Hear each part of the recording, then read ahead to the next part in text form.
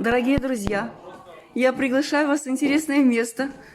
Посмотрите, это Александрийская школа.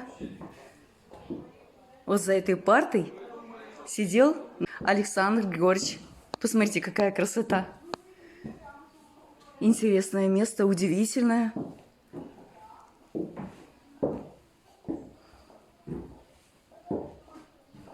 Замечательный музей.